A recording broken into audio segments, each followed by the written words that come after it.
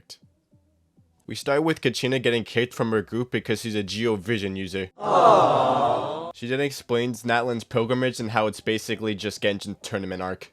She then sulks about not having a team, which prompts the traveler to ask to join her team. She denies us because we have to be from Natlan to join the tournament. Kachina then gives us a free Kachina, foreshadowing our disappointment when we do a 10 pull in Milani's banner. The village chief then introduces us to ancient names and how the way above each tribe decides who will receive the ancient names. We then leave the village to find the statue of the seven so the traveler can acquire new pyro powers. However, he has a hard time doing it because the statue itself doesn't have any elemental energy. Kachina then tries to buff herself by giving herself a useful element. However, nope.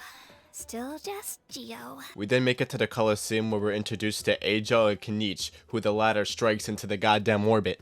Then Milani arrives, and we are introduced to the 6 tribes in Natlan who will be competing in this tournament. Milani explains that Natlan has harnessed the power of C6 Chi-Chi and can revive anybody who died in combat. However, before they arrive, they are sent to a place called the Night Kingdom, which puts them in a state between life and death. Kachina then cries again because she remembers that the only reaction she can make with Milani is wet rock. How can people see this and think her character looks bad?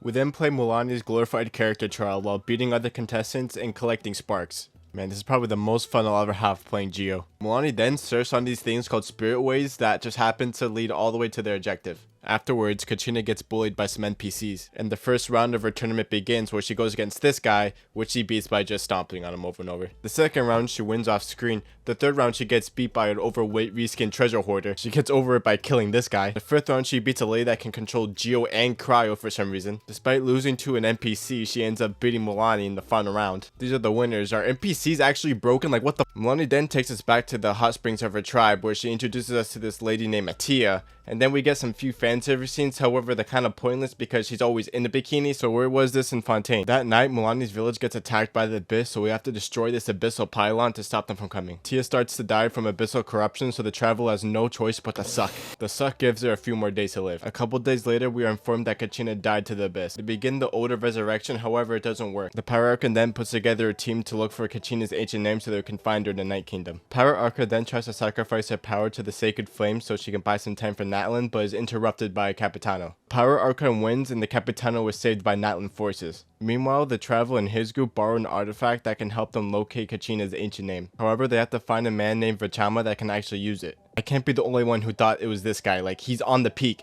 He'll help, but he wants to look for a guy named Malco. He finds Kachina's name, but once he tries to look for Malco, he starts to get corrupted, so the traveler has to suck him as well. The traveler gets overwhelmed, so Chaska has no choice but to blow it up. The Power Archon then shows us all of her cool stuff before sending us to the same crevice that's in every character's story quest. We make our way through the ancient ruins until we hit the Night Kingdom, where we meet Malako, the guy we tried reviving earlier.